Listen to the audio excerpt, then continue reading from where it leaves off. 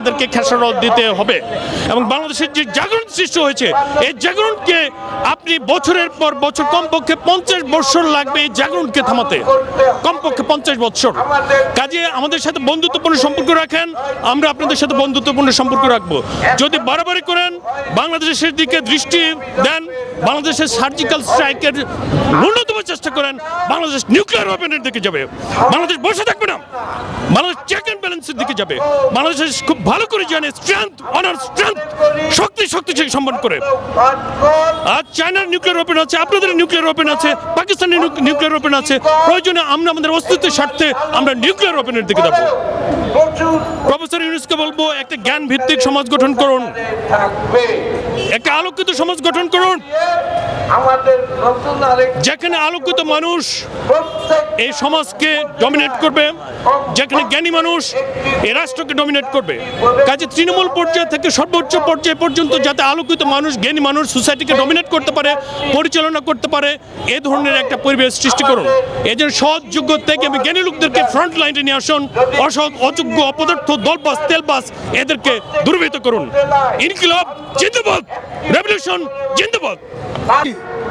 আর বলতে চাই, বাংলাদেশের যে সংকট, মনে রেখেন যত দুর্যোগ তত সুযোগ।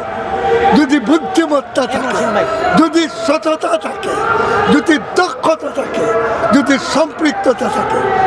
আমি ডাক্তার ইউনূস সাহেবকে বারবার বলছি, আমি 52 বছর ওনার ঘনিষ্ঠ বন্ধু। বাংলাদেশকে অতি শিগগিরই আসিয়ানের মেম্বার করুন। আমি মালয়েশিয়া গিয়েছি, মালয়েশিয়ার প্রধানমন্ত্রী আনোয়ার ইব্রাহিম আমার 52 বছরের বন্ধু। আমি এসে আপনারা সবাই জানেন যে বাংলাদেশের এখনকার পরিস্থিতিতে, বর্তমান পরিস্থিতিতে যে দ্রব্যমূল্যের যে ঊর্ধ্বগতি, যে লাগামহীন পরিস্থিতি, সেই প্রেক্ষাপটে দাঁড়িয়ে বাংলাদেশের দরিদ্র এবং নিম্ন আয়ের মানুষ তথা গরিব মানুষ তাদের জীবন যাত্রা নির্বাহ করার জন্য তারা অত্যন্ত দুর্বিষহ অবস্থার মধ্যে পড়েছে।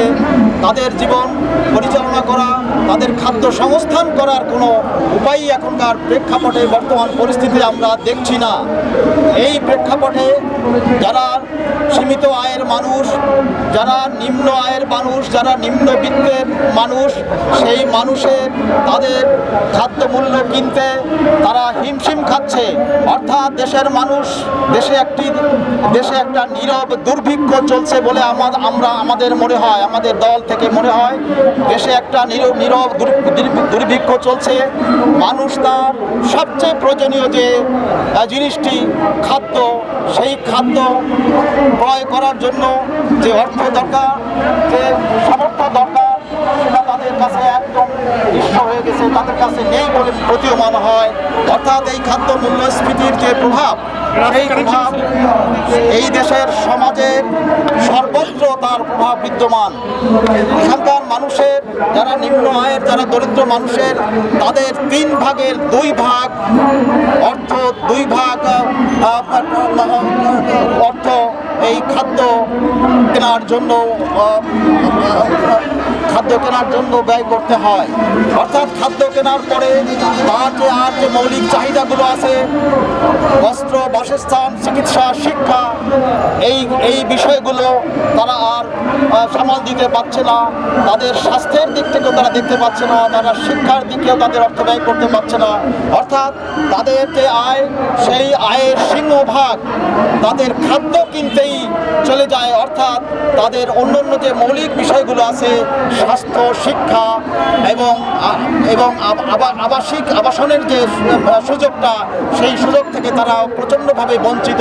অর্থাৎ মানুষের জীবনযাত্রা, মানুষের জীবন প্রবাহ, সমাজের সমস্ত স্তরের মানুষ তারা আজকে খাদ্য কিনতে তাদের যে অর্থের ব্যয় হয়, 3 ভাগের 2 ভাগ অর্থ তাদের খাদ্য কিনতেই ব্যয় হয়। অর্থাৎ খাদ্যের মূল্যস্ফীতি অত্যন্ত অস্বাভাবিক গতিতে প্রতিক্ষণে এটা বৃদ্ধি পাচ্ছে। অর্থাৎ এই বিষয়টি অত্যন্ত গুরুত্বপূর্ণ যে যে সরকারের প্রতি আমরা আবেদন রাখবো যে এই খাদ্য মূল্যস্ফীতি যাতে নিয়ন্ত্রণে থাকে, যাতে সীমিত পর্যায়ে থাকে, যাতে মানুষের ক্রয় ক্ষমতার মধ্যে থাকে, সেই বিষয়টি অত্যন্ত গুরুত্বের সাথে যেন সরকার আগেই বিবেচনা করে, অর্থাৎ গুরুত্বের দিক থেকে খাদ্যের এই মূল্যস্ফীতি যেন তারা আগেভাগে এটাকে নিয়ন্ত্রণ করার চেষ্টা করে।